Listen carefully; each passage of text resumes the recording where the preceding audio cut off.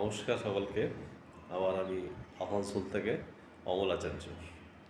আজকে আপনাদের সামনে এসেছি কিছু আমার স্কুল জীবনের গল্প শোনানোর জন্য। মানে ছোট থেকে কিভাবে আমি স্কুলে পড়াশোনা করেছি বা কোন স্কুলে পড়েছি তার সমস্ত বিবরণ আপনাদেরকে জানাবো এই ভেবে এসেছি। আমি গতকাল আপনাদের বা এর আগের যে ভিডিওগুলি করেছি সেগুলি আমাদের গ্রামের বাড়ি থেকে আসানসোলে আসার গল্প শুনিয়েছি, এবং তারপরেরও অনেক গল্প আছে, সেগুলি পরে বলবো। কিন্তু আজকে আমার মনে হয়েছে যে আমি আজকে আমার পড়াশোনার বিষয়ে কিছু গল্প বলি আপনাদের, মানে কথা বলি, গল্প তো ঠিক নয়, কথা এগুলো। হ্যাঁ, তো যাই হোক, তো আমি প্রথমে আসানসোলে এখানে আসার পর বাবা আমাকে এখানে একটি আগুড়িপাড়ারই স্কুলে, মানে আসানসোল ভিলেজ বা আসানসোল গ্রামেরই একটি বিদ্যালয়ে, প্রাথমিক বিদ্যালয়ে ভর্তি করেছিল। সেটির নাম ছিল কিন্তু শ্রীহরি পাঠশালা, এবং সেই পাঠশালায় আমি এবং দিদি দুজনেই ভর্তি হই।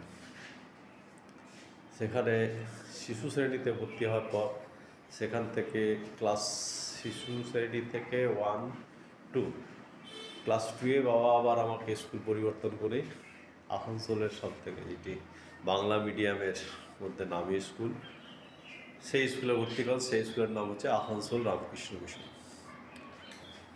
সেখানেও আমার আর বেশি দিন থাকা হলো না। সেখানেও ক্লাস 4 অবধি পড়াশোনা করার পর আমার ব্যবহারের জন্য বাবা আমাকে পাঠিয়ে দিলেন বোলপুর। সেখানে হোস্টেলে রাখলেন। সেই হোস্টেলে থেকে আমার পড়াশোনা আবার স্টার্ট হলো। সেই স্কুলের নাম হচ্ছে বাঁধগড়া কালীকৃষ্ণ বিদ্যালয়। সেই বিদ্যালয়ে ভর্তি করার পর আমার হোস্টেলে রেখে বাবা এলেন, এবং সেখানে ভালোই কাটছিল। সেই স্কুলটি ভালো ছিল এবং তার পরিবেশও ভালো ছিল। হোস্টেলে খোলামেলা গ্রাম্য পরিবেশ, সামনে ধান ক্ষেত, ফুটবল খেলার গ্রাউন্ড, সমস্ত কিছু ছিল, এবং সেখানে আমি ভালোই ছিলাম। আমার মনও ভালো লেগেছিল, পড়াশোনাও ভালোই চলছিল। কিন্তু ওই সময়টায় হলো কি, তখন ভীষণ নকশালের আন্দোলন শুরু হয়েছিল। সালটা সম্ভবত 1970 কি 71। তো সেখানে আন্দোলন নকশালের তীব্র থেকে তীব্রতর হতে শুরু হয়, এবং ওরা একে একে স্কুলগুলোর ওপরও টার্গেট করে। স্কুলে বোম্বিং করে, অফিস টফিস জ্বালিয়ে দেয়, স্কুল নিয়মিত হতে দেয় না, এরকম ভাব চলছিল। তো একদিন হঠাৎ আমাদের স্কুলও আক্রমণ হলো, এবং হেড স্যারের অফিস আর স্কুল অফিস সমস্ত কিছু তারা জ্বালিয়ে দেয়। এবং সেই সব দেখে আমার মা বলেন যে আর দরকার নেই, আমার ছেলেকে আমার বাড়িতেই নিয়ে এসো। সেখান থেকে আবার আসানসোলে ফেরত, এবং আসানসোলে এসে আবার একটি নতুন স্কুল, এবং সেই নতুন স্কুলেরও নাম হচ্ছে জহরমল জালান ইনস্টিটিউশন, এটি আসানসোল বাজারের মধ্যে অবস্থিত। হ্যাঁ, তো এখান থেকে ক্লাস 6-এ ভর্তি হলাম, এবং সেখান থেকে আমার মাধ্যমিক বা সেকেন্ডারি এডুকেশন কমপ্লিট হয়। এবং সেই সেকেন্ডারি এডুকেশন বা মাধ্যমিকের পরীক্ষার সময়ই আমার বাবাও আমাদের ছেড়ে চলে যান।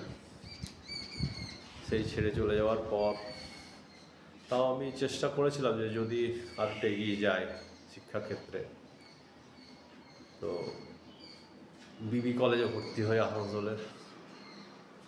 তো যেহেতু বাবা চলে গেলেন, আর্নিং মেম্বার আর কেউ নেই, বাবা ব্যবসা করতেন, বাবার ব্যবসাটা আমাকেই ধরতে হলো, কেননা মাথার উপর 3 বোন, 1 ভাই, মা।